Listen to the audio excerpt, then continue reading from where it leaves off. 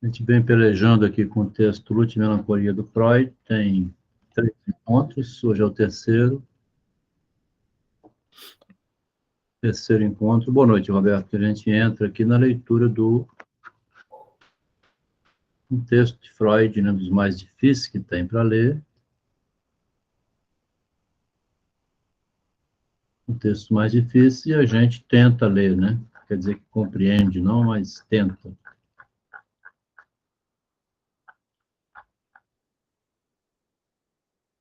Luto e melancolia tem a ver com o luto, que é a morte ou a perda de algo,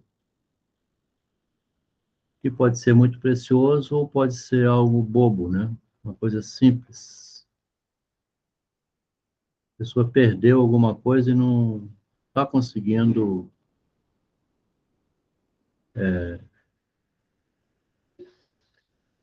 Por exemplo, Tolstói, quando ficou, né? O que ele perdeu? Não perdeu nada, né? A pessoa pode não ter perdido nada. Não é necessário que tenha perdido alguma coisa. O que você perdeu, hein? Pois é.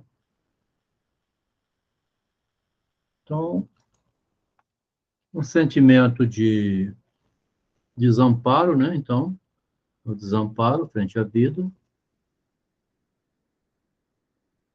que o Freud está tentando raciocinar pelo lado, como ele é muito racional, né? Tentando compreender a perda, tentando nomear, né? Porque o Freud tem uma obsessão, assim, pelo lado da ciência, do positivismo, na forma de algumas pessoas dizerem, igual o médico, né? O médico é. Mas dói aonde? É o que que dá uma dor no peito, né? Uma dor no peito, uma dor não sei aonde. Vamos fazer um exame aqui para ver, exame de sangue. Aí faz exame, faz ultrassom, faz. Vai embora. Ressonância magnética. Não encontramos nada. Então a pessoa tem um medo de perder a vida, né? Que é o bem mais precioso, e começa a fazer sintoma, sofrimento em todos os lugares. Como Freud é médico, né? Ele tenta procurar no psicológico o que que é que aconteceu, né? Interessante pensar assim, porque não aconteceu nada, né?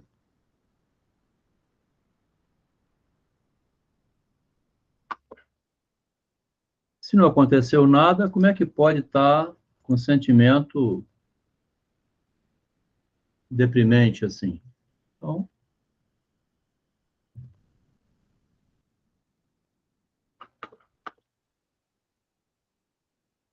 nós estamos estudando muito aqui através da literatura, né?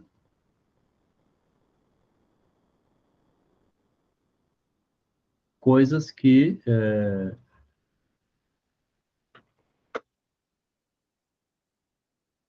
a gente está aprendendo através do Machado de Assis. Eu não sabia que o Machado de Assis também tinha lido, né?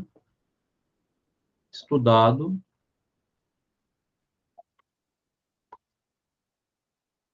Olá, Marcos. Continuar a partir daqui. No terceiro encontro nosso, né? Tinha colocado a partir daqui a gente continuar. Estava dizendo aqui, então, eu não sabia que o Machado de Assis, que é melhor que Freud, né, para estudar o que chama de inconsciente. O inconsciente é o engano, né? A pessoa engana você, não avisa que está enganando. Quando você descobre mais na frente, fui enganado. Aí você vai recuperar para trás o engano que aconteceu antes. Com devido cuidado para não cometer um crime, não ficar louco. Quando é uma coisa menor, tudo bem, né? Mas Por engano seu, você perdeu um filho, né? Deu o carro, a chave do carro a ele, bateu com o carro e morreu. Então, os acidentes da vida estão incluídos no inconsciente, né?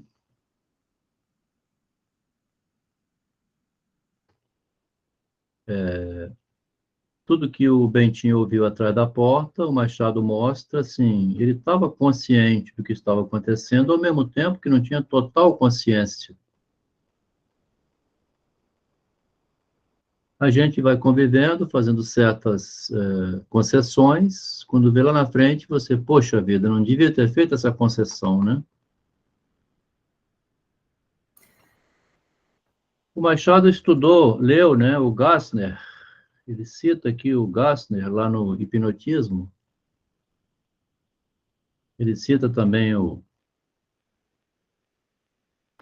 Vamos ler aqui, quer ver? Olha só o que o Gassner passou. Gassner, nascido na Suábia, 1727, foi morar em Klosterle, diocese de Coire, foi nomeado como padre, né? 30 anos depois, com 31 anos de idade, tendo sempre uma saúde claudicante, aquela pessoa que tem uma saúde debilitada. Você vê só o que acontece com esse sujeito, né? Permaneceu nas mãos de médicos da época durante longos anos, sem experimentar melhora durável. Esse insucesso terminou por persuadi-lo que sua doença tinha alguma coisa sobrenatural, acima do natural. Enfim, que ele estava possuído. Seguro dessa ideia, ele se recolheu e, em nome de Jesus, ou em nome de não sei quem, né? Ordenou ao diabo de sair do seu corpo, o diabo que é ainda mais gentil, então eu vou sair que ele mandou, né? Obedeceu, ele se encontrou totalmente recuperado. Parece um milagre, né? É evidente, diz aqui no texto, a gente também não sabe, né? Está lendo num texto aqui, né? Mas tem essas curas também, não tem? A gente vê isso aí acontecer. É comum uma cura psicológica. A pessoa de uma hora para outra fala assim, não tem mais nada não, estou livre disso, quero mais nem saber, vira as costas para a doença. O que aconteceu? Que fulano vivia mal, não sei o quê. Pois é. Jogou aquela carga toda no chão. Aí ele foi pesquisar, né? Estudou ardentemente com teólogos que haviam escrito o livro de exorcismo. Não tinha psicologia nenhuma na época, né? Hoje já tem um monte de tese acadêmica, depois de Freud, mas na época aqui, ó, foi estudar o que tinha na época, né? Ficou convencido que um grande número de doentes não tem outra causa do que uma possessão do diabo. Aí ele vai se confundir todo agora, porque bastaria ele ter ficado na dele, né? Ele vai vender receita. Vai virar agora um guru. Termina tendo 10 mil seguidores nas vilas na redondeza. Me interessou isso aqui, porque quando o mundo desabou para o Freud, que ele ficou doente, ele foi procurar o que ele perdeu. Como o Freud era muito pensador também, né? Tirava as horas vagas da clínica, muito parecido com o Machado Freud, porque o Machado trabalhava o dia inteiro, à noite ia escrever, né? O Freud trabalhava o dia inteiro atendendo o paciente, à noite ia escrever. Muito parecido. Ele vai mostrar aqui a ambivalência, que é o sentimento de amor e ódio, que vai continuar aqui. Vai aparecer daqui para frente, né? Nesse luto e melancolia, que é o texto que a gente está lendo, sobre a perda. Já vinha perguntando, eu perdi. Eu sei que eu perdi, mas o que eu perdi, ele não sabe responder. Ele está vivo, os filhos dele estão lá, a dona Marta, a esposa dele, tem 6 filhos, mora em Viena, continua com a psicanálise, né? Vai exercer a profissão de médico, continuar trabalhando, mas ele escreveu o narcisismo, mas ele não tem essa consciência que agora nós temos, lá naquele momento, né? Naquele momento ele ligou um bentinho atrás da porta, perdido no meio do tiroteio. né? Está perdido no meio do tiroteio aqui. Eu perdi, gente. O que eu perdi? Eu estou meio... Boa noite, Igor. Então, ele perdeu alguma coisa, está no meio da confusão, não sabe o que perdeu. Depois de 100 anos, a gente está aqui lendo, né? O que o mundo inteiro já leu, que é esse texto. A gente tem que fazer a gente finge, né? A gente finge que volta aquele dia. Lá naquele momento que ele estava inventando a psicanálise, não tinha nada pronto. Naquele instante que ele levou, né, um drible, né? Ele levou um drible aqui. Boa noite, Marli. Nesse instante que o Freud passou por uma desilusão, né? Uma desilusão. Se você passar... Eu, quando passei por uma desilusão, eu não entendia nada de psicologia. Né? Quando você passa por uma desilusão, a mãe, o filho pergunta assim, mas o que você perdeu? Você não sabe dizer, né? Então, ele fala, nesse momento aqui, porque a gente não pode pegar a psicanálise como se fosse uma matemática já resolvida, né? É lá naquele momento que ele está vivendo o que ele chamou aqui de conflito de ambivalência. A perda do objeto amoroso, né? É uma excelente ocasião para que a ambivalência das relações amorosas sobressaia e venha à luz. Está vendo? Se você perde um objeto, é uma excelente ocasião, porque nesse momento vem amor e ódio na desgraça, né? Pô, por que que aquela filha de uma puta, ou aquele sem vergonha me deixou grávida, né?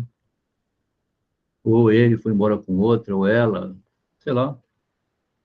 A perda do objeto amoroso é uma excelente ocasião para que a ambivalência, que é amor e ódio, né? Das relações amorosas sobressaia e venha à luz. Tá vendo que interessante a frase? Você perdeu, você fica com raiva, né? Por isso que tem feminicídio. Ah, Delmo, não é amor. Você começou a falar aí. Não é isso que estou falando, assim. Você perdeu, deu raiva. Tem que ficar feliz. Ela era ruim, foi embora. Aí você já vem com essas conversas assim de autoajuda, né? A gente tá assim, no instante que você perdeu, você fica ali com as mãos para baixo, assim. E agora? Né? Dá ódio, né? Ah, mas eu vou voltar, amor. Ah, então volta. Aí dá amor de novo, né? Então você tem esperança de não perder. Geralmente, quem está nessa posição de desprezos, em geral, é o feminino, né? Que o objeto amado, em geral, é a mulher. Né? É raro o lado contrário, né? O masculino, a gente tem visto demais aí, violência, assim, quando a mulher não quer mais, por algum motivo, né? Existe também do lado masculino, mas é menos. Quando existe a predisposição para a neurose obsessiva, então, se você tiver predisposto, né, ao obsessivo, à obsessão, o conflito de ambivalência empresta ao luto, vai emprestar um conflito que empresta ao outro, né? Uma configuração patológica e o leva a se exprimir em forma de autorrecriminações, ó. Vendo? Sentimento de culpa, né? Autopunição, nas quais o indivíduo mesmo teria causado ou desejado a perda do objeto de amor. Ah, mas você já estava fazendo tudo para perder, né?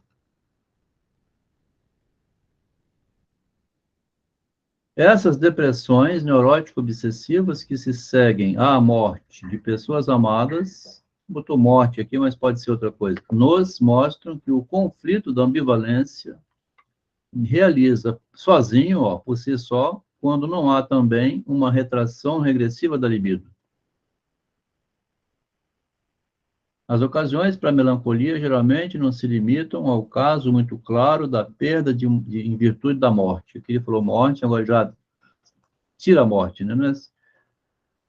E abrangem todas as situações de ofensa, menosprezo, decepção. Ó. Você não esperava ouvir isso, né? Já é uma situação que leva em que uma oposição de amor e ódio, tá? Então, a ambivalência é sempre o conflito interno. Pode ser introduzida na relação ou uma ambivalência existente, já existente, pode ser reforçada. O conflito interno entre amor e ódio, né? Entre as pré-condições da melancolia, que está estudando melancolia e luto, não devemos desprezar, né, esse conflito de ambivalência que ora se origina na realidade, ora na constituição psicológica interna da pessoa, né? Você acordou um dia assim mal, questionando a vida, né? Constituição interna, não vem de fora, é de dentro. Ou na realidade, ou dentro. Se o amor ao objeto, né? O amor à função, né? Você é professora, dá aula, você é isso, aquilo, outro. O amor à função. Aqui não se pode renunciar, quando se tem de renunciar ao objeto mesmo. Você não pode renunciar ao amor, né? Pode até desprezar, não vou trabalhar hoje, mas você tem que cuidar de amar o que faz. Se o amor ao objeto refugia-se na identificação narcísica, tá? Quando o amor se refugia na identificação, quando eu faço por identificação a mim, por exemplo, gosto de alguém por interesse meu, né? Identificação narcísica quer dizer, eu procuro aquilo que seja coerente com o que eu gosto, identificado a mim mesmo. Se o amor refugia-se nisso, o ódio atua em relação a esse objeto que substituiu, entrou no lugar disso, insultando-o, rebaixando-o, fazendo-o sofrer e obtendo uma satisfação sádica. Você escolheu alguma coisa que você gosta, tem interesse naquilo, mas aquilo ao mesmo tempo te trouxe ingratidão, sei lá o quê. Você começa a dizer por que eu fui entrar nisso, por que eu fui aceitar isso, por que eu vim para esse inferno, me vender esse pacote turístico, eu estou aqui, mosquito puro no Pantanal, gastei uma grana, pô, que inferno, está acordando aqui num hotel que não serve o café direito. Os desastres da vida, né? Você escolheu alguma coisa, você é feliz lá na puta que pariu, aí de repente você vê e começa com ódio, né? De você mesmo, né? O vendedor, quando me vendeu, aquele filho de uma puta, ele me enganou, não falou que aqui é barulho, né? Uma vez comprou um pacote turístico para Santa Catarina, o hotel era sol da tarde, uma barulheira, passava de madrugada perto de um hospital, passava ambulância. Assim, amorzinho, nós compramos esse pacote, né? Lá em Camboriú. Vai ser lindo, né? O passeio. Identificação narcísica é você se auto-iludindo, auto-enganando, né?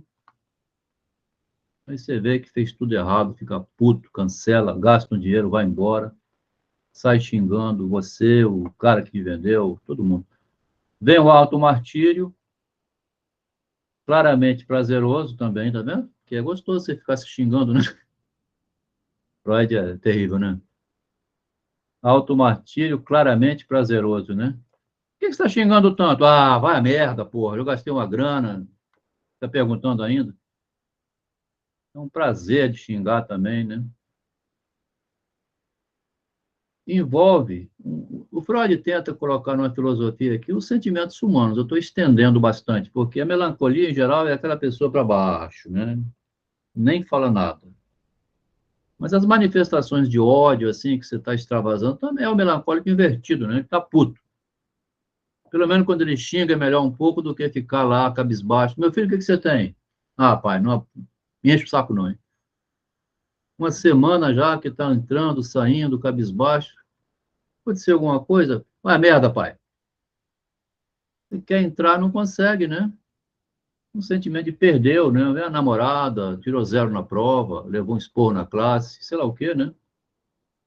São os desgostos da vida que você vai ver que, diante de tal fenômeno, corresponde à neurose. Ele fala neurose obsessiva, mas,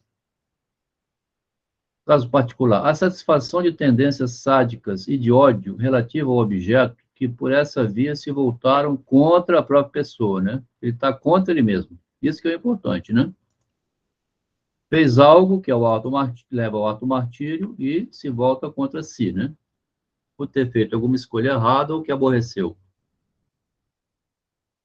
Nas duas afecções, né, luto e melancolia, os doentes habitualmente conseguem, através do rodeio da autopunição, os doentes conseguem ficar rodeando a autopunição, vingar-se dos objetos originais e torturar seus amores por intermédio da doença. Olha que interessante. O filho está torturando o pai por meio da doença, né? Ou você está torturando alguém porque comprou alguma coisa errada ou porque fez algo que te aborreceu muito. Você está, né? Depois que se entregaram a ela para não ter de lhes mostrar diretamente sobre hostilidade. Não mostra diretamente e fica torturando. Por que você não fala? Ah, não vou falar não, não sei o que é. Não mostra, né? Mas tortura. E quem tem sentimentos familiares sofrem juntos, isso que é importante, né? Um alcoólatra, por exemplo, na psicologia aqui em Vitória, considera sempre que é doença da família. Tem que tratar a família, né? Eles chamam que a família é codependente, é conivente, dá um trocadinho para o alcoólatra, tem pena dele, é o pai que abandonou a família, é isso, aquilo, é um derrotado na vida, e gosta de uma pinga, e você fica ali naquele negócio, tudo envolvido, né?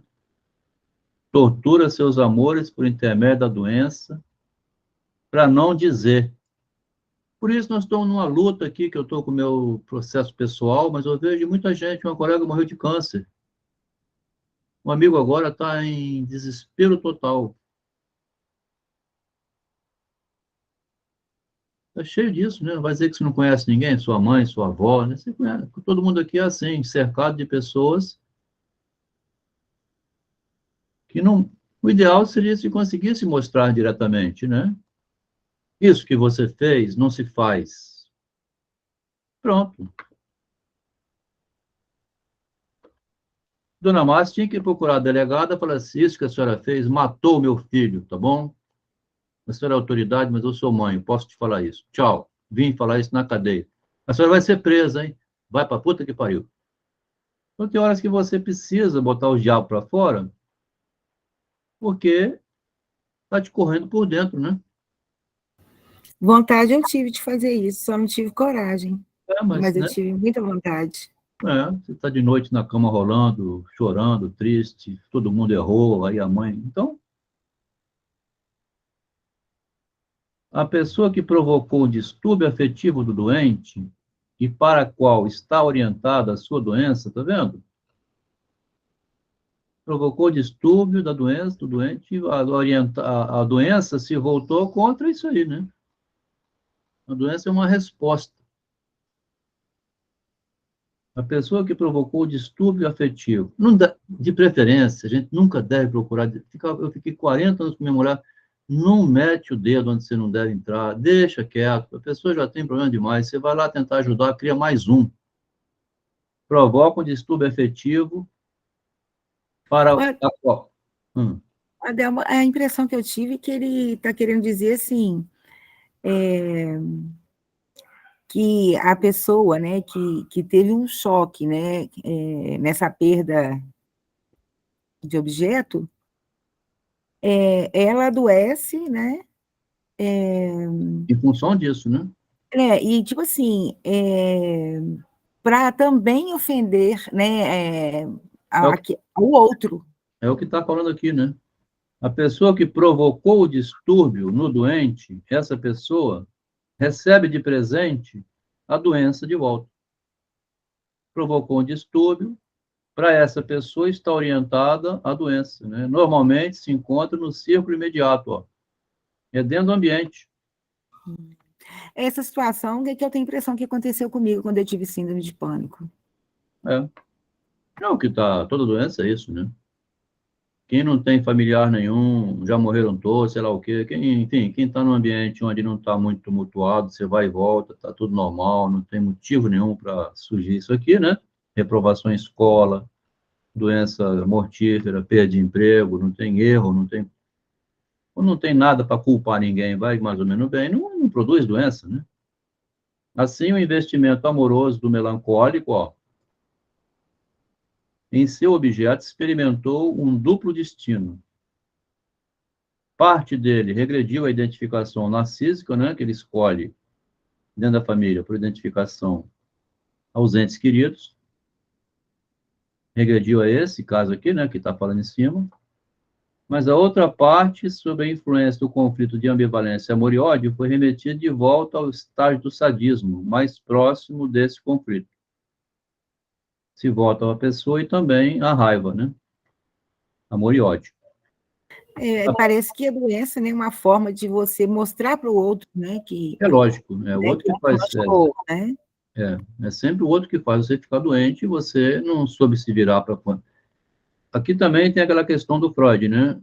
O outro te faz ficar doente, a culpa não é sempre do outro, né? É você que não sabe se virar diante do outro. A doença não vem de fora para dentro, se você souber rebater ela para fora, né? É isso aí. Nós estamos aqui no momento do narcisismo, em que o Freud culpava, ele também culpava a sociedade pela pessoa ficar doente. Depois, ele lá na frente, ele vai rever tudo para trás e vai dizer assim, não era a sociedade que te fez ficar doente, é você que não sabe se virar diante dos problemas. Porque a sociedade é cheia de agressões, né? E não Pai, a mãe, sabendo se virar, você quer culpar, né? não sabendo Aquele se virar, vai culpar todo mundo, é isso aí. Não sabendo se virar, vai responsabilizar o mundo inteiro, menos a pessoa. Porque o Machado é coerente com o Freud nesse ponto. Desde o início ele fala, se você perdeu, ele fala assim, quando a cidade de Troia recebeu um presente de grego, ficou feliz, nesse momento os troianos erraram. A culpa é dos troianos e não dos gregos, né? Vou olhar melhor esse presente aí de grego. Deixa eu ver. Esse cavalo aqui tá lindo, né? Deixaram um cavalo aqui muito bonito. Olha só, um cavalo dentro da cidade de Troia. Não desconfiaram de nada. Machado fala, a culpa é dos troianos, né? Então, não souberam lidar com o problema. Assim, o investimento amoroso teve um duplo destino, né? Apenas esse sadismo nos resolve o enigma da inclinação ao suicídio, tá vendo? Aí você então quer se matar, né? Não cabe no mundo, né? Que torna a melancolia tão interessante e perigosa, né? Aqui um rapaz, 12 anos de namorada, a moça simplesmente pegou, foi morar na casa do cristal terapeuta, que não tinha esposa mais, tinha de ir embora a mulher dele, ele morava com 2 filhos. A Delma, minha noiva, foi morar na casa do cristal terapeuta, onde tinha um espaço como mulher para ela. O cristal terapeuta aceitou, quis, e eu fiquei sem namorado. Pensando em suicídio, foi lá para cima da ponte, ficou magro, começou a correr, fazer ginástica para tirar o demônio do corpo, igual lá em cima, né? O demônio no corpo ali, igual por naquela hora, mesma coisa. Faz ginástica, corre, vai ler, tentar esquecer o inferno que é isso, né? Nós percebemos como o estado primordial de onde parte a vida instintual um tão formidável amor do eu a si próprio, que é isso, né? Tão formidável você vê o cara se matar por amor de si mesmo, né? O suicídio é morte por amor de si mesmo, não bem direcionado, né? Mata o eu, né? Você foi matar logo o eu, já que eu não consigo matar o mundo, porque, né, não consegui ir lá falar com o delegado, então eu vou me suicidar. É muito amor a si mesmo, ele fala, né? Que ironia, né? A linguagem é irônica. Não é o amor, mas é também, né? Tirar a pessoa do sofrimento é uma forma de amor, não é? Quando alguém se suicida, ela se ama muito, tira o próprio eu do sofrimento. Por que ele se matou? Porque ele gostava muito dele mesmo, não queria mais sofrer, parou o sofrimento se matando. Então, a angústia gerada pela ameaça à vida, porque o suicida também é angústia, né? Ele sai do sofrimento por amor a si mesmo se matando, mas antes era um sofrimento grande. A morte é o melhor alívio, né? A morte, não, depois de morto, não precisa ir ao médico, nem terapeuta, não precisa ver a mulher, só pagar aluguel. Então, a morte é ótima, né? Você resolve tudo. Aí ele fala, um tal montante de libido narcísica, né? Porque essa é libido narcísica, né? Essa libido que se mata a si próprio é o eu, é o mesmo mito do Ovídio, né? Não entendemos como esse eu pode consentir na sua própria destruição, né? Não entendemos, ó. Não dá para entender o suicídio, né? A Maria G, quando se matou porque passou vergonha por ter roubado um potinho de creme,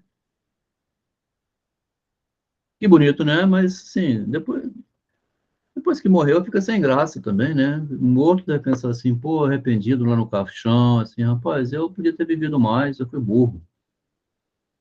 Se eu tivesse vivo, eu podia almoçar, jantar, perturbar todo mundo, né? Ficar lá beliscando. Enquanto você está vivo, você pode perturbar todo mundo, mas depois de morto.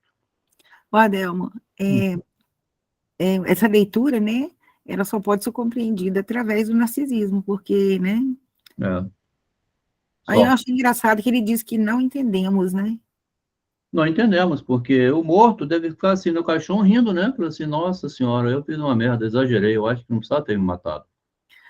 mas visto pelo lado do narcisismo, né, a gente compreende sim. É, compreende porque é incompreensível, né? A gente compreende porque não compreende, porque é incompreensível, né? Como é que um morto vai ficar feliz da vida assim? Poxa, rapaz, eu ia comer um bife amanhã, um ovo frito, é tão saboroso, né? Agora que eu tô morto, não posso comer nada. Quer dizer, é mais melancólico ainda um morto, triste, que não pode nem comer um ovo frito. Porque enquanto você está vivo, você perturba todo mundo, chega em casa gritando com a mulher, vai pra puta que pariu, vai pro boteco tomar uma cerveja, pô. Você xinga, né? Fala assim, vai lá no boteco, me dá mais uma branquinha aí, vai, toma uma cachaça a mais e volta. Tô mais calmo agora? Tô, então vou lá para casa. Quando está Adelmo, vivo, hum, opa, pode terminar essa linha de pensamento, aí eu não, pode falo. falar, não, pode falar, eu tô tentando ser criativo aqui, porque é difícil, ó, não entendemos como é que uma pessoa vai consentir com a sua destruição. O Freud finge que não está entendendo, né? Eu assisti esse dia um documentário sobre a Ah, cultura japonesa, sobre os samurai. Aí quando eles perdiam a honra, aí tinha se eu não me engano, Harakiri, que Harakiri. isso.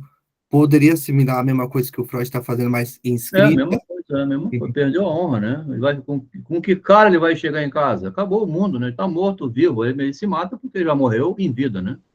Mas é estranho que A ele morte perde, em vida. Hã? ele mata o corpo, mas a imagem fica, né?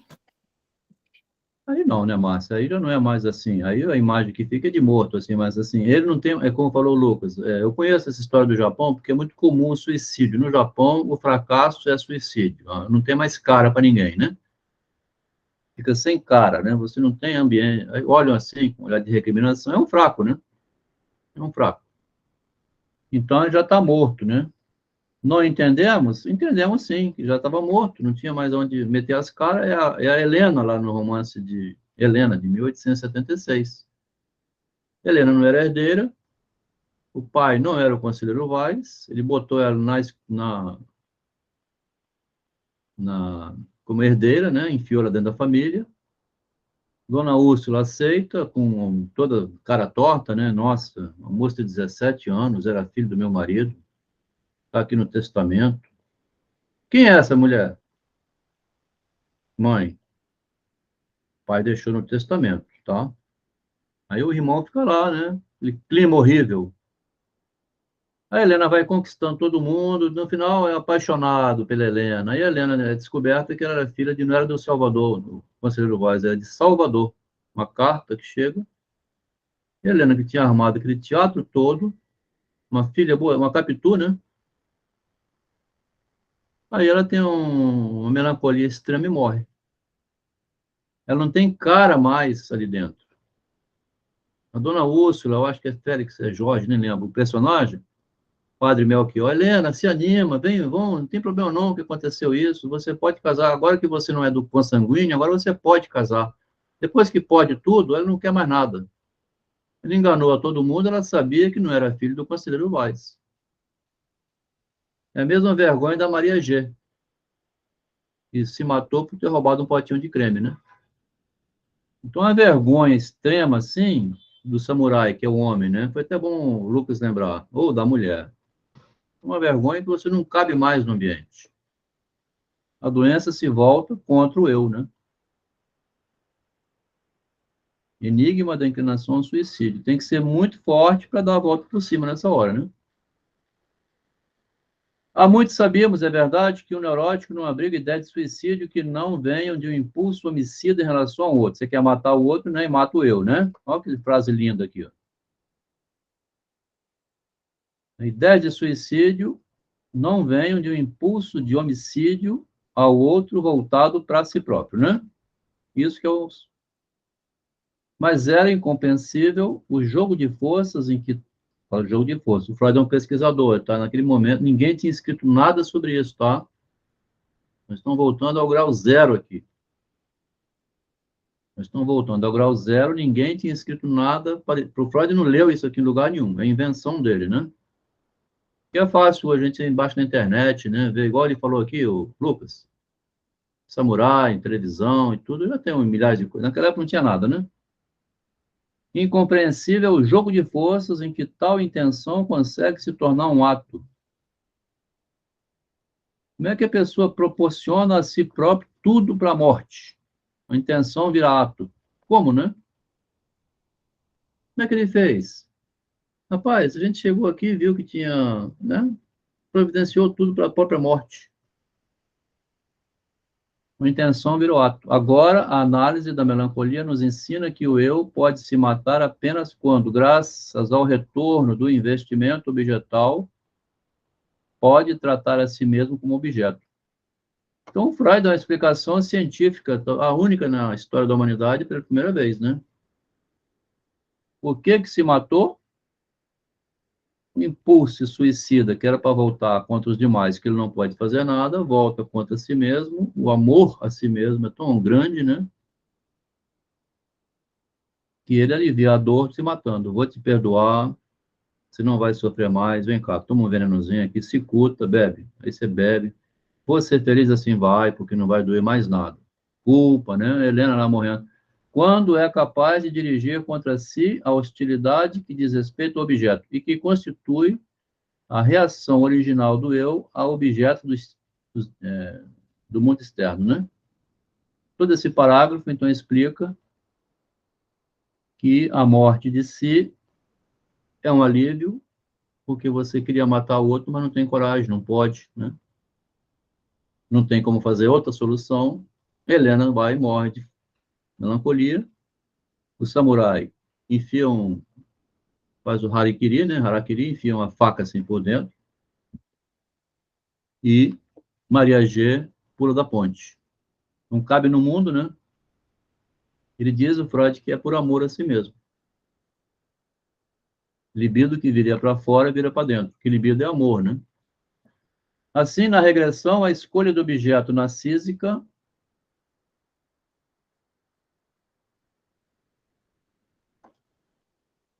Olá, Mary. Assim, na regressão da escolha de objeto, a escolha de objeto tinha sido feita ao modo de satisfação do eu, né? De alegria do eu.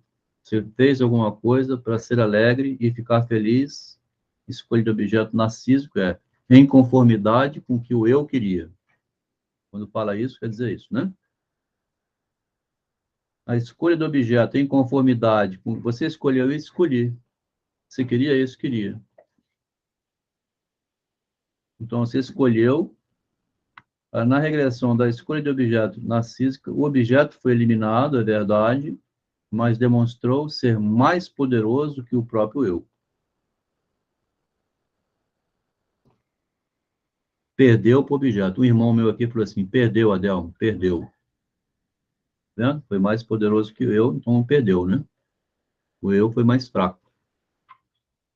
Escolheu um objeto narcísico que dominou o eu. E quando perdeu o objeto que escolheu de acordo com seus interesses, o eu sucumbiu diante dessa perda.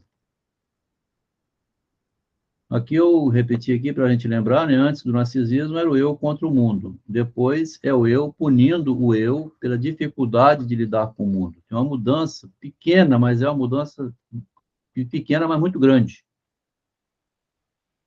né? Antes era o eu contra o mundo. Agora é o eu que não sabe lidar com o mundo, faz escolhas erradas, faz escolhas e não é atento, né? Para isso que o Machado é melhor que o Freud. Você se envolve com as pessoas, não fica, vai fazendo concessões aqui e ali, lá na frente você vê e fala assim, filho de uma puta, né? Filho de uma puta sou eu mesmo, que fui fazendo concessões para uma escolha que me agradava. Lá na frente, o objeto que não tinha interesse em mim, desprezo total, ou menos que isso, era mais poderoso que eu e me desprezou, foi embora e abandonou tudo. Então, ele fala essa passagem, né? Aqui a gente já leu, nas duas situações opostas do total enamoramento e do suicídio, né? Total amor de um lado ou um amor exagerado, que a gente vê em cima, que o suicídio é um amor extremo ao eu, né? Eu já tinha escrito. Enamoramento é ela amar para fora, né? Suicídio é amor para fora e virado para dentro. O eu é subjugado pelo objeto. Nos dois casos, né? O eu perde para o objeto. Quanto a uma característica notável da melancolia, a proeminência do medo de empobrecer, é plausível supor que deriva do erotismo, aí fala do erotismo anal, perda de as fezes, é o Freud, né? Pobreza do eu ficaria melhor. O eu é pobre. Ou fica pobre porque perdeu, né? A melancolia nos situa perante outras questões ainda para as quais não temos todas as respostas. Agora vai investigar, fazendo filosofia, então, né? Especulação. O fato de desaparecer após um certo tempo, sem deixar traço de grandes mudanças, é uma característica que partilha com o luto. E vai começar a falar da mania, para quem lê o texto, né? De uma hora para outra, a pessoa, por si própria, abandona toda a melancolia, ela compra um objeto, vai na loja, compra um vestido, faz um penteado novo, entra em estado de euforia, que eles chamam de mania, né? O fato de desaparecer após um certo tempo, sem deixar traço de grandes mudanças, é uma característica que partilha com o luto. Aqui eu escrevi assim, ó, se o Freud, naquela experiência com Jung, não parasse para escrever esses artigos, a gente não tinha esses artigos, né? É importante considerar isso, porque quando você passa por uma experiência e faz um relato dela, você deixa para alguém que quer ler um conhecimento do que você viveu, né? Que é o que o Freud está fazendo aqui, né? Quando ele perdeu, você perdeu, Freud, ele vai escrever a perda. Se os pensadores da humanidade não tivessem escrito, não teríamos livros para ler, né? Por isso que também considero importante a produção desses relatos, que são produções que trazem conhecimento, né? Se não tivesse deixado escrita essa filosofia, né, essa especulação, não teríamos esse relato de sua experiência, poderia ter sido egoísta e não ter escrito nada, né? No caso deste, tivemos a explicação de que é preciso tempo para a detalhada execução do mandamento de exame da realidade, né? É tão interessante como o escritor criativo consegue inventar essas expressões, né? Quer dizer, dado que perdeu, ele inventa. Parece o Machado escrevendo aqueles contos dele, né? Tirando da cachola, como falo também, né? Ó, Adelma, mas esse mandamento, né, do exame da realidade, eu pensei que podia ser essa volta atrás, né? Como um observador, né, daquilo que ficou para trás. Também é isso. Aqui, se tivesse o Adriano presente, ele ia falar que esse mandamento é o Schopenhauer trata como vontade. Nietzsche também diz isso. Vontade de potência, vontade de poder, tem que ter vontade, né? não tiver vontade de olhar a realidade, né? Bom, você tem que olhar o mundo, né? É verdade que, sei lá o que, perdeu o emprego, mas e aí? Vai ficar na cama, não vai fazer nada mais, vai ficar culpando todo mundo? Esse mandamento de olhar a realidade, além de olhar para trás, como diz o Márcio, reconsiderar o passado, também tem, assim, reprovou, vai para outra, né? Foi demitido, procurou outro emprego. O cabisbaixo, né, o derrotado, ele não consegue facilmente assim, né? É dessa pessoa que o Freud está falando. Porque se o mundo fosse tudo prático, né, se fosse tudo prático, você foi demitido, tá bom, vou lá procurar outro emprego, foi até melhor. Mas ninguém teria problema psicológico nenhum, nem farmácia existiria, né? O mundo está cheio de farmácia porque não é prático e simples assim, né? Adel, mas sua mulher não te deixou, vai procurar outra, rapaz. Vai viajar, esquece, vai ao cinema, você não tem dinheiro. Se fosse tudo fácil assim, nem suicídio tinha, né? Então ele fala que é preciso tempo para detalhada execução do mandamento interno de examinar a realidade, para tomar decisões em conforme com a realidade. E depois desse trabalho, né, o eu tem liberado do objeto perdido a sua libido. Olha que bonito. Depois desse trabalho de considerar a realidade, fala assim, beleza, né, já assumi, perdi, né, agora eu vou começar tudo de novo. Assim acontece com quem reprova no Enem e vai embora, né? Faz o exame da realidade, reconsidera tudo e retorna. O eu tem liberado do objeto perdido a sua libido e reinveste, né?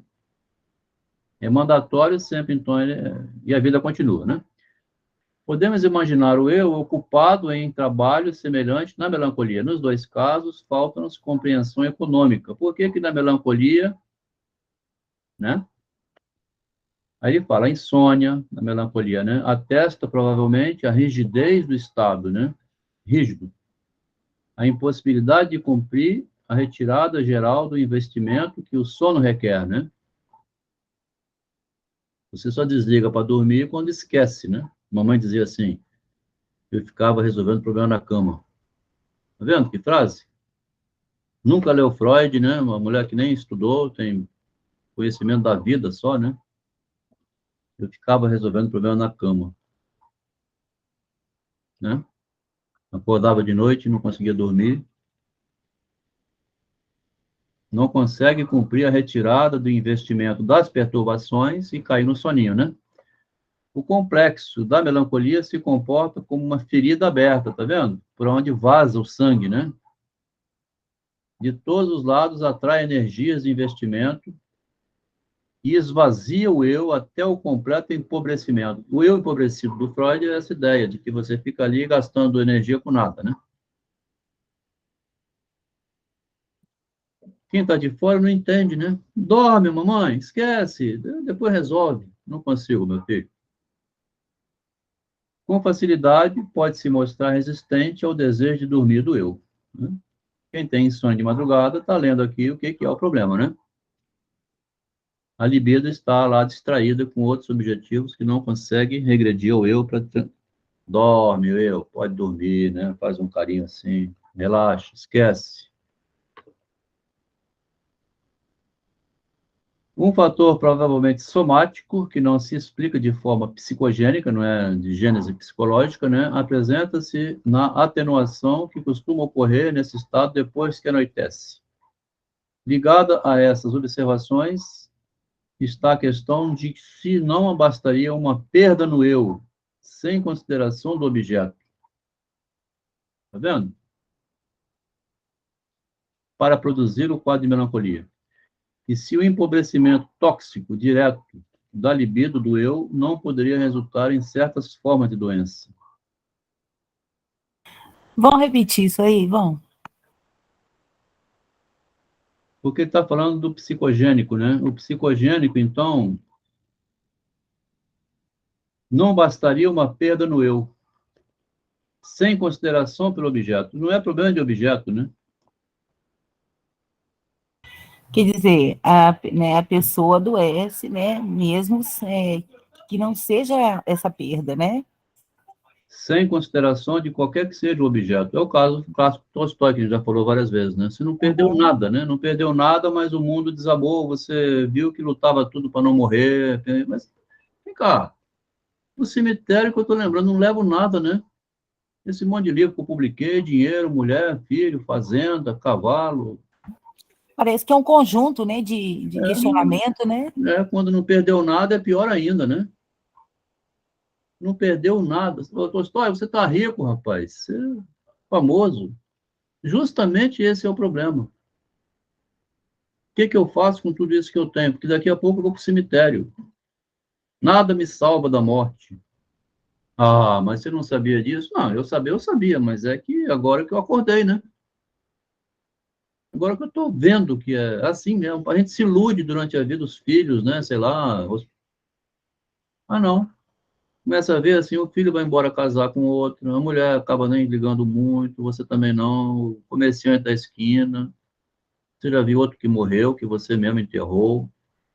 O Loucos por Literatura fez um comentário bom aqui, ó. Nunca foi o objeto, sempre é o sujeito que se justifica no objeto.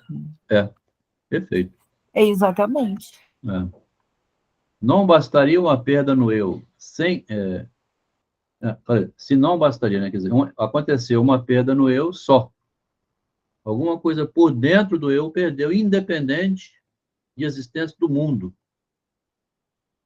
Inclusive, né, Márcia, é o seu netinho lá perguntando como é que eu faço para não morrer, vó? Já está lá na origem a pergunta que o Tolstói foi acordar para ela. Por enquanto ele vai esquecer da vida, ele vai brincar, fazer curso, né, aprender um monte de coisa daqui. Vem cá, filhinho, está na hora de ir para a escola, vamos? Aí vai, esquece tudo, né? Mas lá na frente, um dia vai bater de volta essa pergunta, né? Eu queria não morrer. Porque a pessoa só nasce quando ela sabe que vai morrer, né? Enquanto ela está alienada, ela está ainda esquecida disso, né? É o que aconteceu com o Kierkegaard, que a gente já leu, Agostinho e outros mais, né? Assim, a gente já viu isso. Quando Agostinho viu... Não, eu ia dizer assim, porque não é o sujeito, né? Não é o objeto, né? É o sujeito que se justifica no objeto, é por isso que ele não sabe o que ele perdeu, né? Que se fosse objeto é mais fácil, né? Eu perdi isso, se fosse né? objeto era mais fácil, né? Mas agora não tem objeto aqui, né? Sem consideração de objeto nenhum. O vazio que chama também, né? O vazio interior, o vazio da alma, né? A ferida mortal, esses nomes que a gente dá, né? Para produzir esse empobrecimento tóxico da libido do eu não poderia resultar em certas formas da perda no eu. Empobrecimento tóxico, direto. Aqui está falando que o amor é tóxico. A gente fala relacionamento tóxico, tá vendo?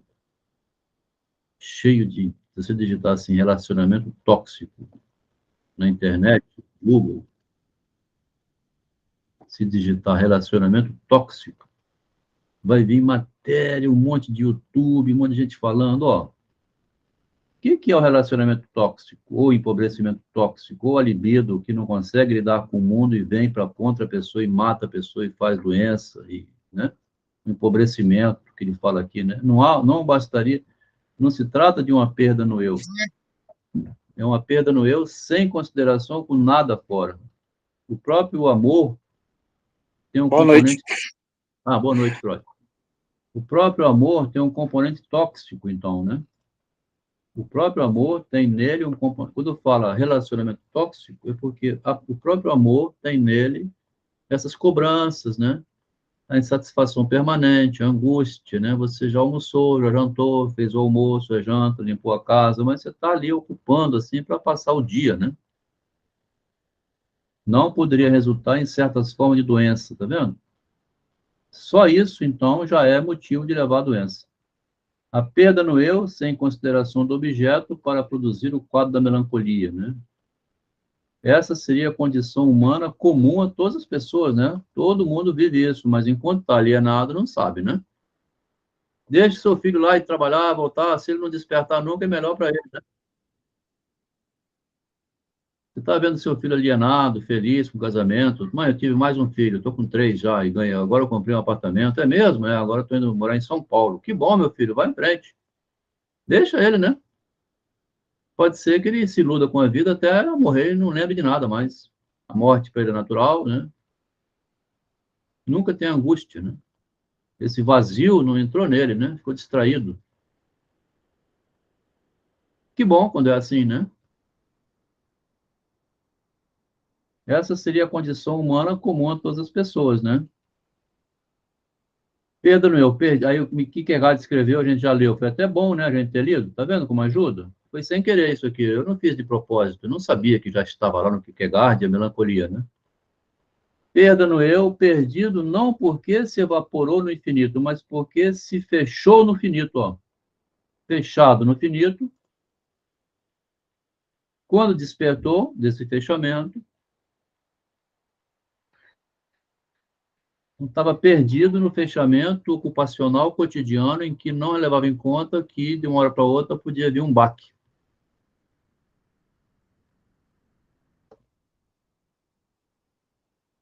Vai começar a mania agora, a euforia do eu, né? Uma maneira de sair de tudo isso é eufórico, né? Quando a pessoa está feliz, assim, para quem não entende essas teorias todas, não percebe. Por isso que é bom o conhecimento, né? Ajuda. Mas quando você vê uma pessoa alegre, assim, estou feliz, eu sei não sei o quê e tal, ele está encobrindo tudo, né? Ele nem sabe disso, é uma euforia. A peculiaridade mais singular e mais carente de explicação na melancolia consiste na tendência a se transformar em mania, um estado com sintomas opostos, né? É a mesma coisa, só que é o contrário. Normalmente, quando... Desculpe. O pessoal vem me cumprimentar, aí, como é que você tá? Aí eu digo, vivo. Engraçado que tem esse comentário aqui na frente. Vamos passar por ele, porque era suficiente estar vivo. Não é toda melancolia que tem esse destino de mania, né? Como se sabe. Não é toda ela, né? Muita gente permanece na melancolia. Muitos casos evoluem com recidiva periódica, em cujos intervalos percebemos muito pouco ou nenhuma tonalidade de mania. Outros exibem, é o estado maníaco-depressivo, né? Outros exibem a regular alternância de fases melancólicas e maníacas. Muita tristeza, né? E muita alegria, que levou à proposição de uma loucura cíclica, ó. Vendo? De um lado ou do outro tá louco, né? Que não são extremos, né? Seria tentador não aprender esses casos como psicogênicos. Deixar de ser psicogenia seria mais fácil, mas ele diz, não tem jeito. Se o trabalho psicanalítico não fosse permitido solucionar e influir terapeuticamente em vários deles. Portanto, não é apenas lícito, mas até mesmo imperioso, exigido dele, né, como psicanalista, estender à mania a explicação psicanalítica da melancolia. Então, ele vai agora tratar da mania, como uma doença melancólica do mesmo jeito. Não posso prometer que essa tentativa será completamente satisfatória. Na realidade, ela deve apenas tornar possível uma orientação inicial, primeira vez que vai tratar o tema, né? Dispomos aqui de dois, até o Freud inventar isso aqui, tudo isso era tratado com banhos térmicos, Mesmer, né? Aqueles internações, e sei lá mais o que, não tinha psicológico nenhum, né? A tentativa de compreender psicologicamente, que foi um trabalho isolado do Tolstói em uma confissão, era só uma literatura, não virou conhecimento para aplicar a pacientes. Isso que eu quero dizer. Aqui está se tornando em ciência, né?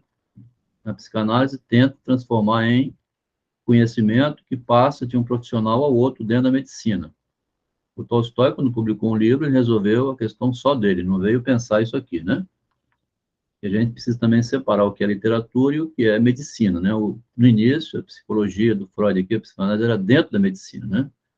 Até 1925 era somente médico, né? Não tinha engenheiro igual a Delma aqui, que fez curso de psicologia, não tinha, não. Nem existia curso de psicologia, né?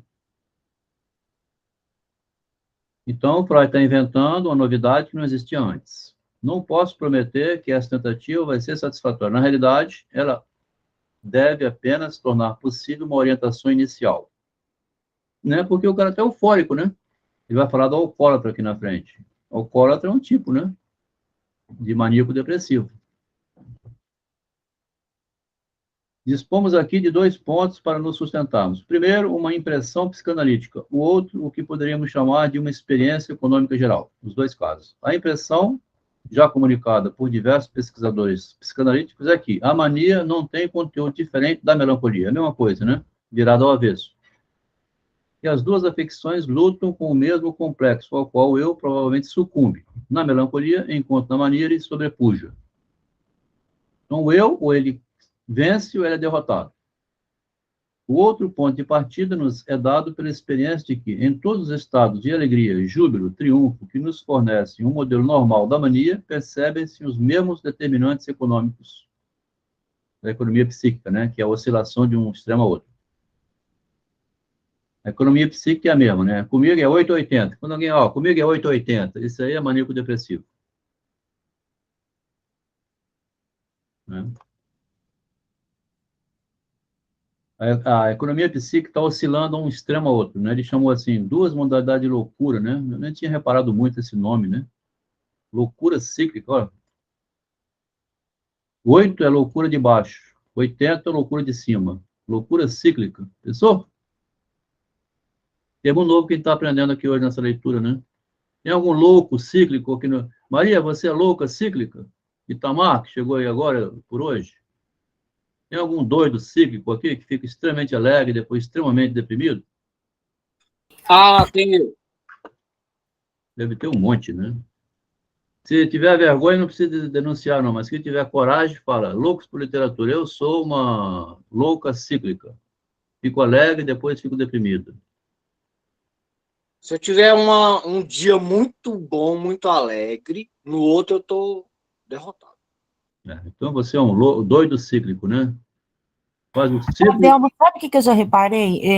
Eu já observei uma pessoa que eu conheci lá na cidade onde eu morei, que ela tinha essas fases, né? Eles falavam até que ele era... eu estou feliz, estou feliz, estou feliz. Era demais, né? Ou puto demais, ou... tudo era um extremo, né? E tinha esses ciclos, né? Assim, uns dias felizes, né? Não é um dia, não é um momento, não, né? Eram uns dias. E essa pessoa comprava demais. Sabe? Parecia que, não sei que tipo de satisfação que tinha nisso, não, né? Mas comprar é comum, né? Comprar é o mais comum. Vou no shopping comprar uma camisa, que assim eu fico não, mas não é assim. Comprar muitas camisas, Sim, só aumentou o número, né? Mas se vai comprar uma, pelo menos você disfarça, né? Porque o louco cíclico, que ele chama, é louco, né? Compra muito, né? E depois fica puto porque comprou muito. Então, ele fala que tem um sucumbe, né? O eu ou sucumbe ou sobrepuja. Então, tem alegria e júbilo, né? Eu sou um biruta de aeroporto, é um vício entre a melancolia. Bom, né? Aí os dois começaram a se apresentar agora. Deixa eu ver se a Mary... Ô, Mary, pode falar a sua loucura, ninguém vai te julgar, não. Você se trata e depois a gente se sente bem. Joelma, né? Quem quiser falar, fica à vontade. Eu sou doido por sorvete. Delma, eu tomo 10 sorvetes. Então, é louco, mas não rasga dinheiro, né? Continuando, né? Uma interferência torna, afinal, nesses estados, uma interferência torna, afinal, desnecessário um grande dispêndio de energia psíquica, por muito tempo mantido ou feito por hábito, de modo que ela fica disponível para outros usos e possibilidade de descarga.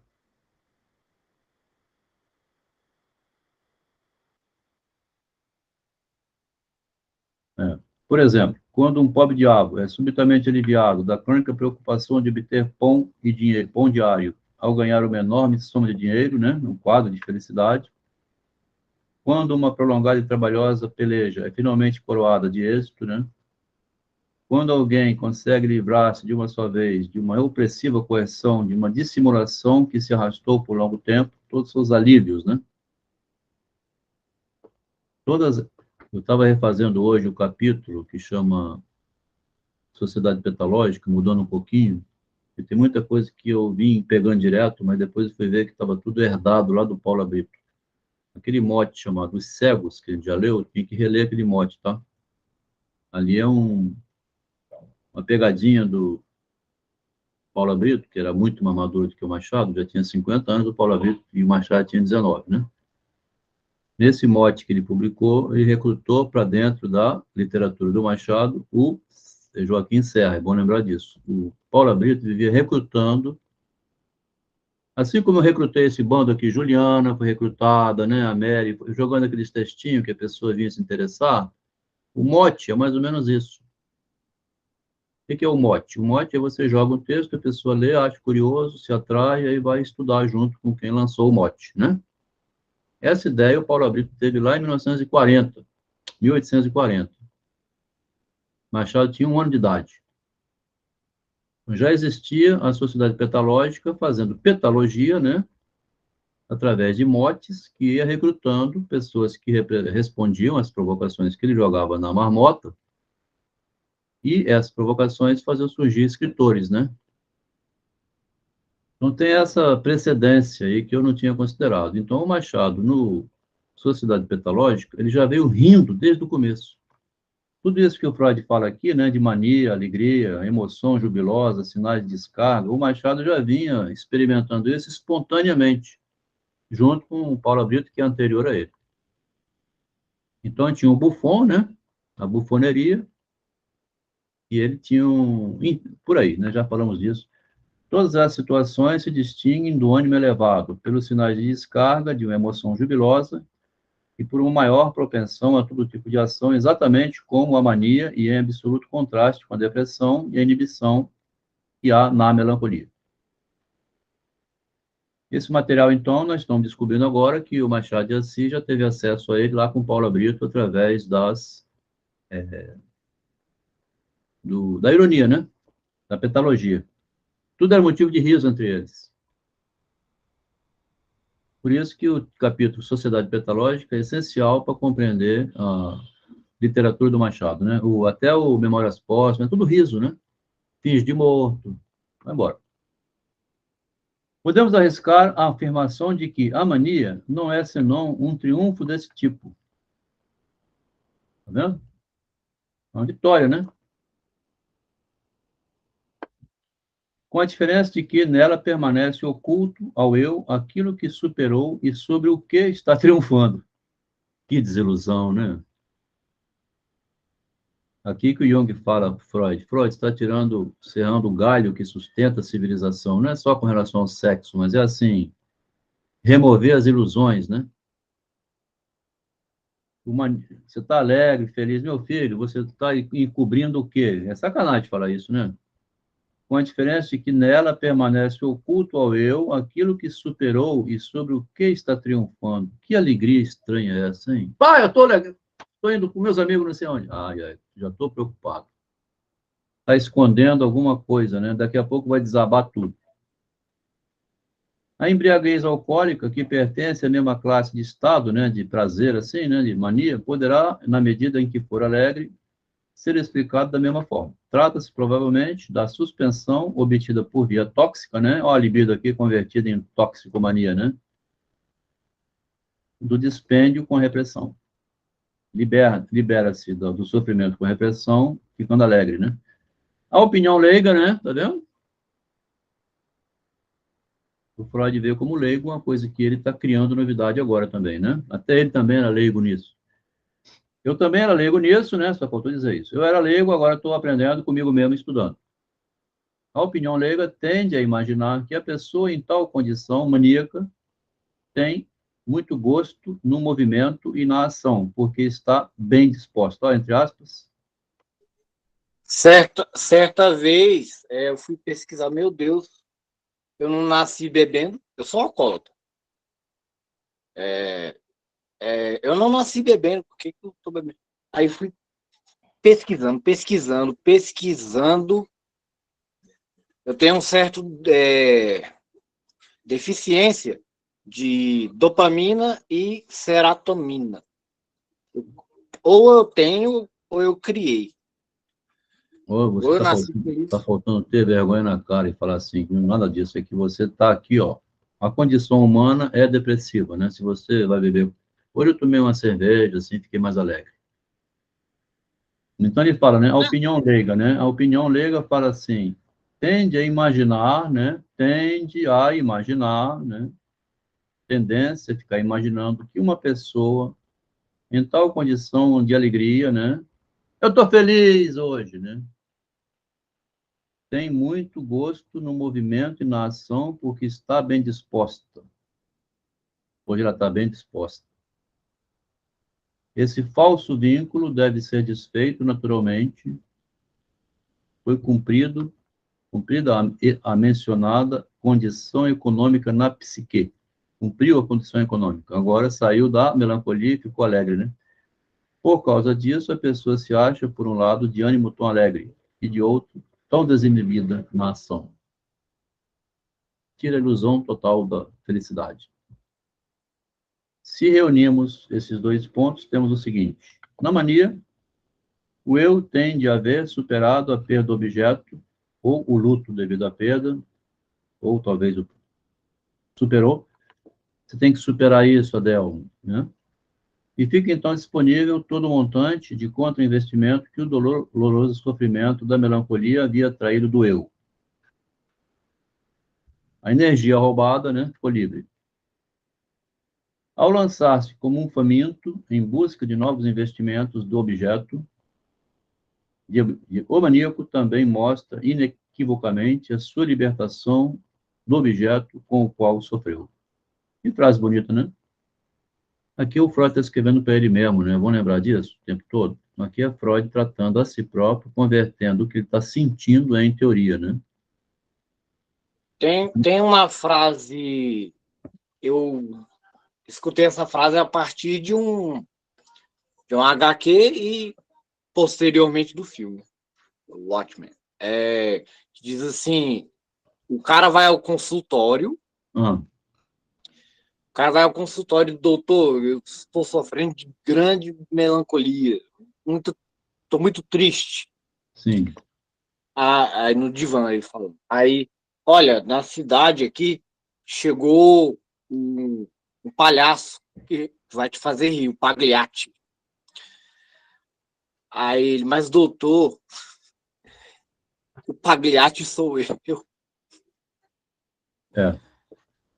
Agora, veja bem que interessante. O Freud produz isso aqui a partir do interno dele, né? Bom, sempre tem isso em conta. Ele não está tratando nenhum paciente onde ele viu isso. Ele não fala, claro, né? Mas ele está tratando, então, ao lançar-se como um faminto em busca de novos investimentos de objeto, o maníaco também mostra, inequivocamente, sua libertação do objeto com o qual sofreu, né? Ele está avançando nas pesquisas a partir dos sentimentos de perda vividos naquele momento, trazendo para dentro esse sentimento dentro de si, ele transforma em então é isso, né? Quando uma pessoa, aí ele fala assim do outro, né? Mas é dele mesmo. Quando uma pessoa se lança como um faminto, é porque ele está encobrindo perdas que ele teve.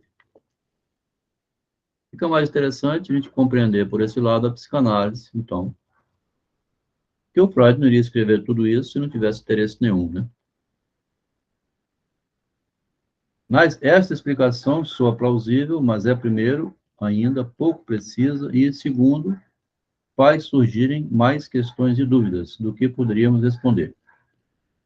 E fica lançando hipóteses, tá vendo? Especulação, né? Inventando teoria. Não nos furtaremos a uma discussão delas, ainda que não possamos esperar, através dessa discussão, encontrar o caminho da clareza. Parece o Descartes, a gente leu parecido com isso com Descartes, né? Tenho dúvida, não sei se eu vou conseguir, mas vou tentar, talvez eu encontre. Né? Impressionante que a psicanálise, uma filosofia da tragédia humana, então, né? Que é a condição humana. Enquanto a pessoa vai vivendo a tragédia, ela não raciocina, porque está ocupada, né? Pois está dentro do olho do furacão, está lá envolvido na batalha da vida, né? No campo de batalha. Quando está fora, analisa.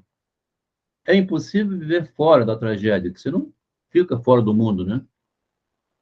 Então retorna para dentro. A vida é uma tragédia humana vivida na prática, então, né? Você vai vivendo na prática e vai empurrando para frente, mais adiante você pensa para trás e continua indo para frente, né? E a mulher, quando vista como objeto por ser herdeira da mãe, é a rainha da tragédia. Que eu estou adorando escrever isso agora para o meu próprio tratamento, né? A rainha da desgraça humana chama-se o ser feminino, né? Amor! Aí você vai correndo. Eu preciso que você vá não sei aonde. Você vai correndo igual um idiota, né? Então, transforma o homem num imbecil, né? Em primeiro lugar, o luto normal também supera a perda do objeto e absorve, enquanto dura, todas as energias do eu. Então, você fica ali preso ao que perdeu.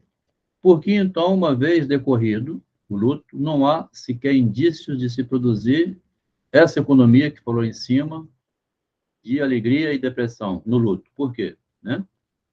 Acho impossível responder de imediato essa objeção do luto com relação à melancolia, né? Ela nos lembra que nem mesmo somos capazes de dizer por quais meios econômicos o luto... Por que é que o luto conseguiu fazer tudo aquilo que faz sem dar sinal nenhum? Né?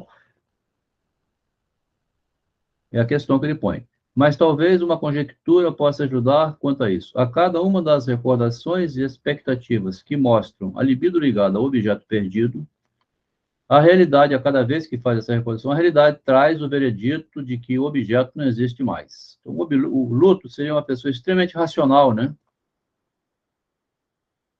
Ele vai, olha, fala assim, morreu, não tem mais jeito, né? A dona Márcia, né? Viu o filho morto, ficou deprimida e tudo, mas a vida vai para frente, né? Se ela tivesse tendência suicida ou ficar lá perdendo o luto. Então, a cada vez que as recordações voltam, né? Ligado ao objeto que se foi, a realidade fala o seguinte, não tem mais jeito, né? Não dá vida ao que foi embora. O eu, como que posto diante da questão de partilhar ou não esse destino, e eu, então, faço o quê? Vou embora junto com o objeto? O eu se convence pela soma das satisfações narcísicas de estar vivo, que agora falou Freud ali, né? Ainda bem que eu estou vivo, né? Se sente convencido, bom, ainda bem que ele morreu, mas eu não morri ainda, né? Pelo menos sobrei aqui para continuar a vida. A romper seu vínculo com o objeto eliminado. Tá? Fica alegre de estar vivo e rompe o vínculo. Não tem jeito, né? Sofro, mas vou para frente. Podemos imaginar que esse rompimento ocorra de modo tão lento e gradual que, ao fim do trabalho, também o dispêndio que ele requeria foi dissipado. Lá no futuro, esquece, né? Já nem lembra. Vídeo no México, né? Eles têm aquela data que é praticamente um carnaval para eles, que é o Dia dos Mortos. É. Quase bonito aqui, ó. Soma das satisfações narcísicas em estar vivo. É porque ninguém estudou o narcisismo do modo como a gente está estudando. Não aproveitaram essa merda dessa teoria do Freud, que ficou lá no tempo jogado. Tem uma leitura superficial, né? Narcisismo, então, é a satisfação narcísica de estar viva diante de todas as perdas que a gente vem enfrentando na vida, né? Soma das satisfações narcísicas em estar vivo. Que frase bonita. Você pega essa frase e bota no Google, tem pouca ocorrência.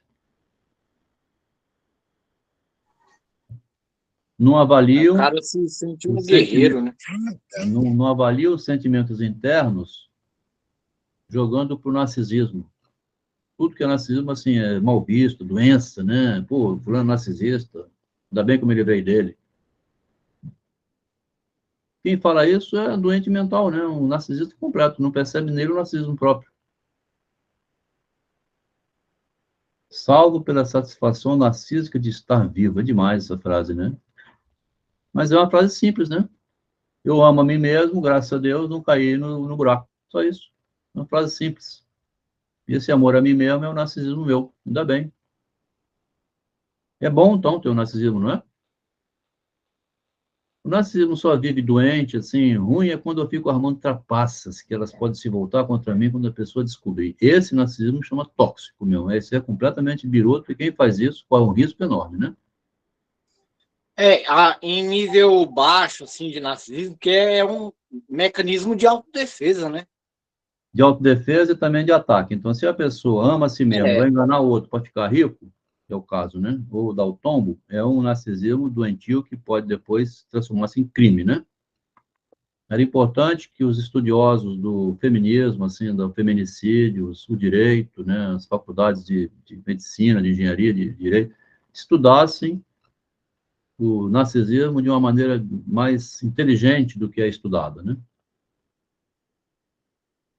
É tentador buscar, porque se uma pessoa vai tentar levar vantagem sobre outro, o narcisismo está nela, só, nesse ato dela, e é um perigo fazer isso. Basta saber disso o tempo todo. Aquelas que vão depois acusar feminismo, o que você fez? É claro que tem um homem doente, possessivo, né, que não consegue também, é outro problema, né? Então, desde cedo tem que sair de um relacionamento desse, onde você não tem espaço nenhum e está asfixiado. Não dá para ficar, né? É tentador buscar, a partir dessa conjectura sobre o trabalho do luto, o caminho para uma descrição do trabalho da melancolia. Nisso, logo deparamos com uma incerteza. Até o momento, quase não consideramos o luto do ponto de vista topológico. Ele vai entrar numa coisa que ele está começando a pensar, o Freud. É a primeira vez que ele vai usar a palavra topologia. Não? Que é o que o Machado fala no Mestre Romão, que é a luta constante e estéril entre o impulso interior e a ausência de um modo de comunicação com os homens.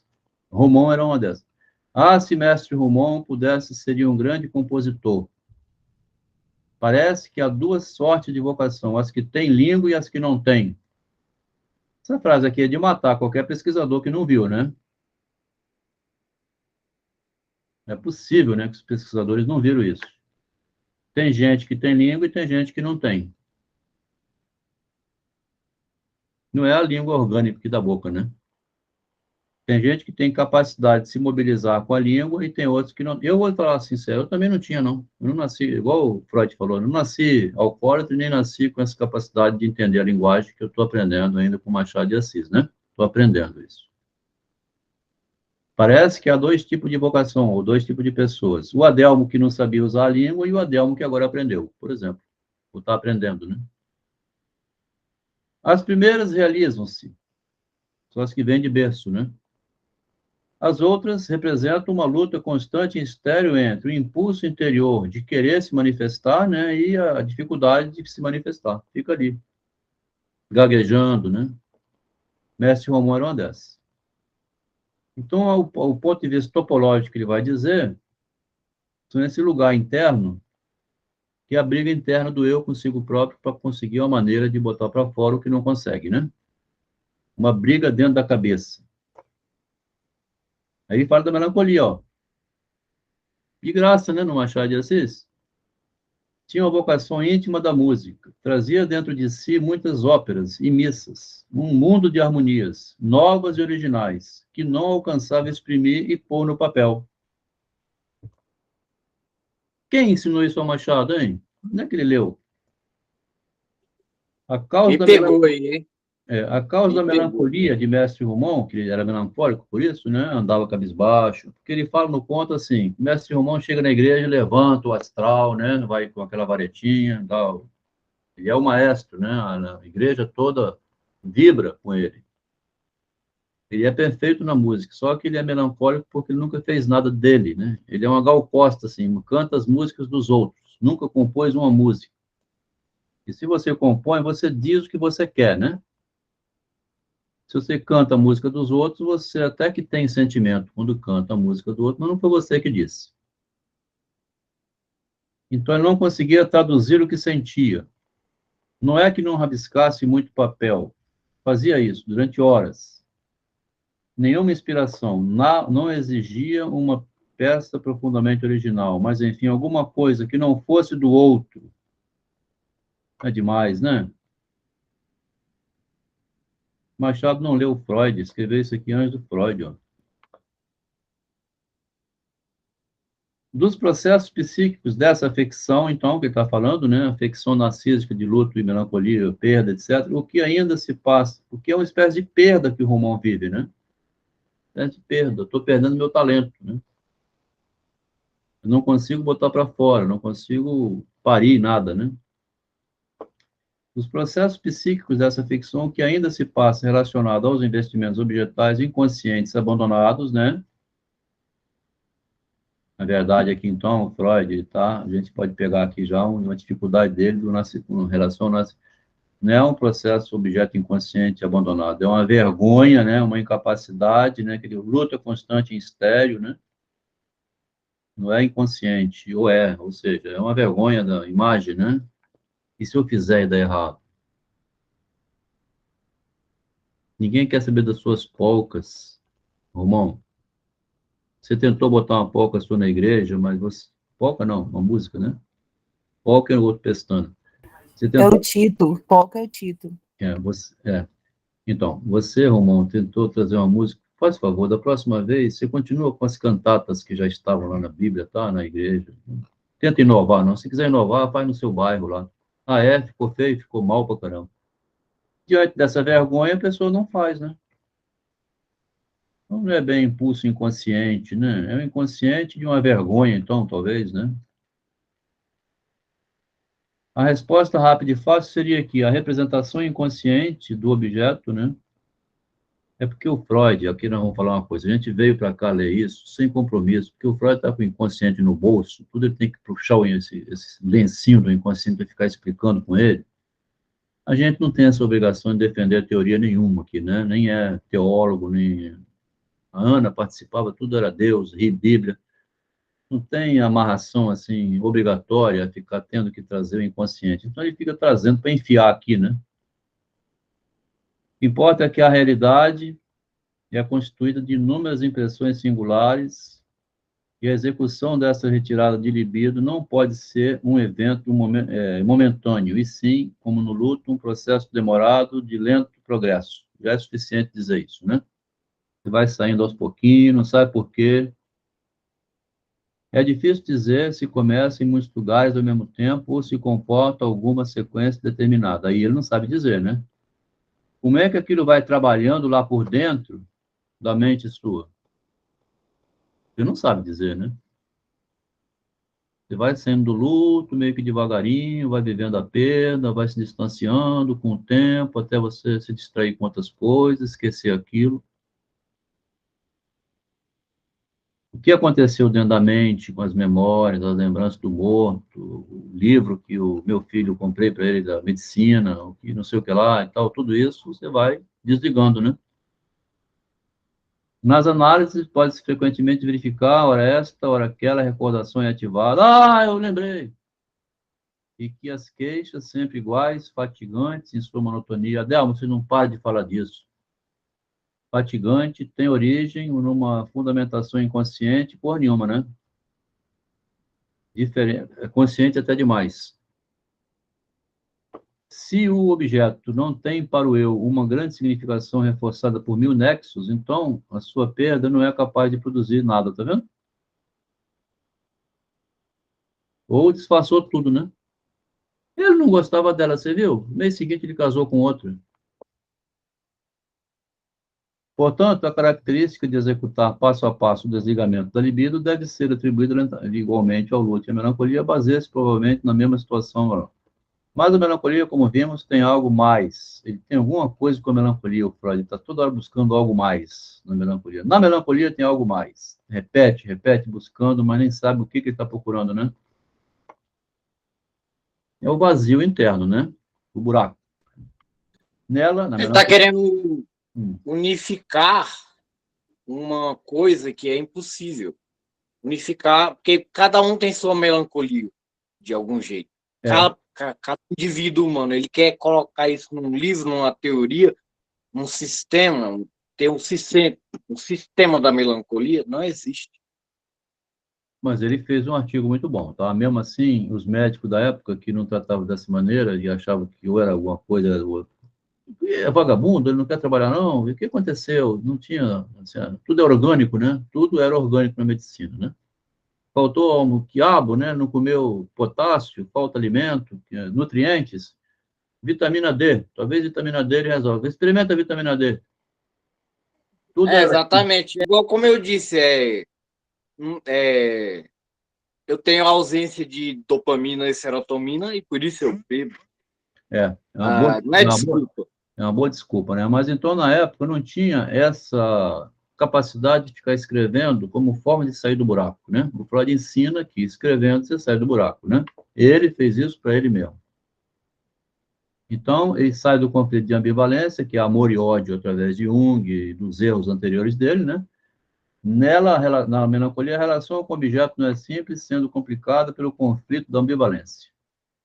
Essa é ou constitucional, isto é, própria de todo vínculo amoroso desse eu, ou nasce das vivências ocasionadas pela ameaça da perda do objeto, né? A ambivalência pode nascer ocasionada pela vivência de perda. Mas não é não, ela já existia antes. Todos nós somos ambivalentes. Quando perde é que ela vem, né? Por isso, a melancolia no tocante aos motivos pode ultrapassar bastante o luto, que, via de regra, é desencadeado somente pela perda real, pela morte do objeto. Isso é verdade, né? Há casos em que não perde nada e entra em melancolia. Portanto, na melancolia, travam-se inúmeras batalhas em torno do objeto, que nem existe às vezes, então, né, nos quais ódio e amor lutam entre si, uma para desligar a libido de um objeto, já que a melancolia não sabe qual é, o outro para manter essa posição. Não podemos situar essas lutas em outro sistema que não lá dentro do inconsciente. Ele precisa disso, né? Nós não precisamos disso, não. Lá no inconsciente também ocorre, vou deixar isso de lado. A ambivalência constitucional pertence em si ao reprimido. As vivências traumáticas com o objeto podem ter ativado outro material reprimido. Assim, aqui é a dúvida, né? Eu botei ambivalência, assim, faço ou não faço, né? Estou reprimido por quê? Porque se eu fizer, eu posso ser pego. Se eu não fizer, aqui em Machado, né? O que o Machado joga, o Freud joga para reprimido ou para inconsciente, o Machado simplifica dizendo, vou ou não vou no quintal do vizinho? Meu pai ralhou comigo. Se eu for, eu vou ter que ir mais de noite, mais tarde. Mais tarde. Quero comer uma manga deliciosa, né? Botar a mão na fruta, assim, delícia, botar a mão na fruta, né? Mas só que a mãe da minha namorada pode ver, então eu vou ter que fazer escondido. Ambivalência, né? As vivências traumáticas com o objeto podem ter ativado outro material reprimido. Assim,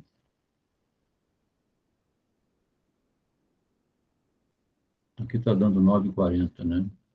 Chegando ao fim, ó.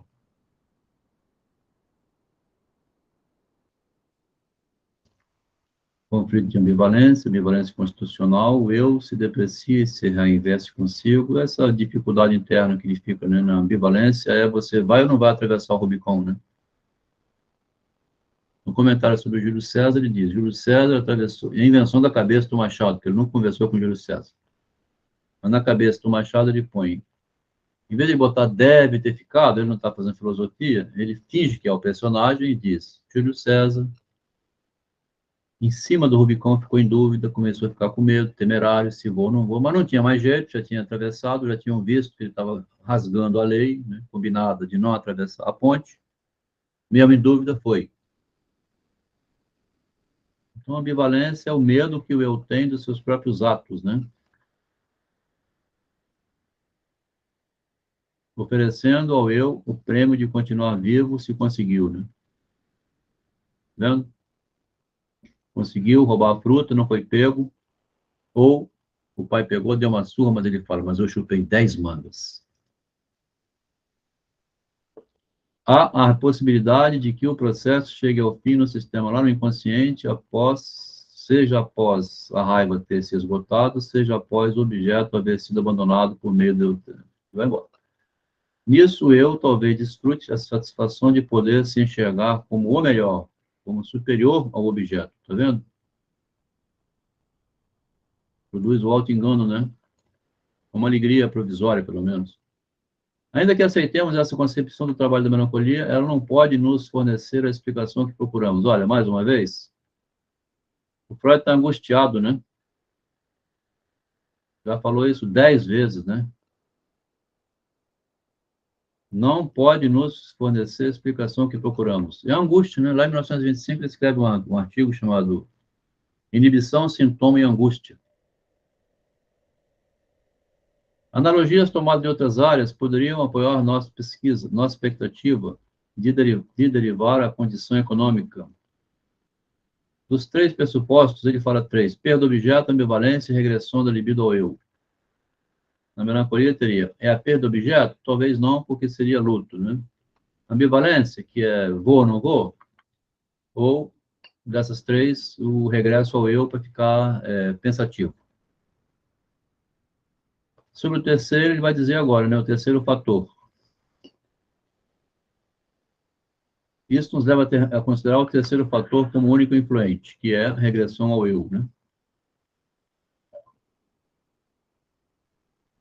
A regressão ao eu, que ele fala aqui também, a gente pode considerar assim, é um caso que particular dos outros, né? Porque você está ali assim, vou ou não vou, hein? Nesse momento você está no eu, né? Regrediu ao eu. Você fica parado, né? Igual lá no conto Uma Volta ao Redor de Mim Mesmo, ele fica querendo botar a mão na Henriqueta, ele vai na casa da Henriqueta, marca um jantar com a Henriqueta, não bota a mão na mulher e ela fica esperando, assim, né? A gente até falou quando leu o conto, ela podia pegar a mão dele e falar assim, ó, bota a mão aqui no peitinho, se não quer botar, não. Quando a mulher vê e quer interesse no homem, ela também pode facilitar um pouco, né? Coitado do rapaz, ele não conseguia. Quer que eu tire a calcinha para você ver? Não, não precisa não, Henriqueta, não exagera. Eu que tenho que tirar, eu não consigo. É uma loucura, né? É uma loucura, né? Porque você tem que pedir permissão à mulher, ao mesmo tempo. Ele já veio tirando a minha calcinha, eu vou querer saber desse cara mais? O cara é tarado. Então, você fica numa loucura. O sexo humano é uma loucura completa, né?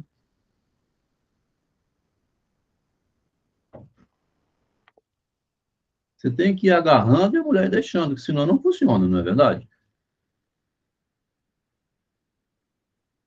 Então, vamos deixar por aqui hoje. Ele fala aqui assim, é elegante até para acabar, até para dizer que não conseguiu explicar é elegante. Que parece elegante, até para dizer que não conseguiu. Ele fala assim, pois bem sabemos que a inter-relação dos complexos problemas psíquicos que nos faz interromper esta investigação e deixá-la inconclusa, até que os resultados de uma outra passe... E comecei a dizer assim, estou satisfeito com o que escrevi, chego, não vou escrever mais nada, não sei responder mesmo. Aí ele é elegante, termina assim, né? Aqui, lendo de outra maneira, é assim, pode ser, né? Então, vou tentar dessa maneira, não consegui nada, então estou satisfeito, já escrevi muito. Tchau, pessoal, boa noite. Mais ou menos isso. Alguém quer comentar alguma coisa? Você tinha lido o texto, Lucas? Deu tempo dessa vez? Que você acompanhou aqui hoje, do começo ao fim? Boa noite a todos. Muito boa leitura. Boa noite, Márcia. Você tinha lido, Márcia, aqui? Não tinha lido, não. Ah, tá. Eu dei uma lida assim, hoje eu consegui ler bastante e tudo, mas eu preferi esperar você explicando, porque se tivesse mais alguma dúvida, eu tiraria contigo. Aí fiz umas pesquisas pela internet. Ah, tá. É porque quando você pega umas frases dessas, assim, né, que tem no meio do texto, que eu isolei algumas muito interessantes, né, digito na internet, você acha artigo comentando, né, tem gente que vem pesquisando e você lê o que eles pesquisaram e publicaram, né. Mal ou bem, a gente critica muito, mas a pesquisa sempre é boa, né, ela ajuda, você se distrai, a angústia também acalma. Então, a mão sua didática, professor, até parece. Então, se você não se desiludir demais da vida, não tiver muito assim, alcoólatra, querendo morrer, né, de alguma esperança ainda, você pega, vem aqui, ó, oferecendo ao eu o prêmio de continuar vivo. Que frase linda, né? Vou oferecer a mim mesmo o prêmio de ainda não ter me matado, né? De continuar vivo. Olha que frase bonita. Oi, Adão. Fala, Itamar. É muito legal sua explicação. Eu sou teólogo, sou professor de ciência também, né? Bem explicado, assim, sua comparação, assim. Esse texto é da onde você está com a posta ali no grupo, para as pessoas olharem, assim, para daí nós conflitar, assim, concordar, sim ou não, porque, tipo assim, quando fala as palavras sempre cria um conflito, né? Vai da pessoa concordar ou aceitar, né? Isso aí. Falar já é uma briga, né? Falar já convoca para o debate. Mas quando está aberto, você fica curioso, né? Eu fico mais fascinado do que aborrecido. Quando eu leio, eu vejo que é lixo, assim, que não me acrescenta nada, eu deixo que é um problema da pessoa que escreveu, não acompanha, não está tentando, né? Igual o Freud, né? Olha o que o Freud escreve, que bonito aqui no final. Eu tentei, tá? Eu tentei. Ele falou isso aqui, ó. Pois bem, sabemos que a inter-relação dos complexos problemas psíquicos nos faz interromper cada investigação e deixá-la inconclusa, tá vendo? Se você não gostou, paciência, o problema é seu. Eu tentei aqui o máximo que eu pude, né? Eu sou o Freud, meu nome é Sigmund Freud. Estou tentando explicar luto e melancolia. Fiz o melhor que eu pude, até que os resultados de uma outra possam vir em auxílio desta aqui. Eu vou tentar na próxima fazer melhor que esse. É um tipo de imediatismo, né?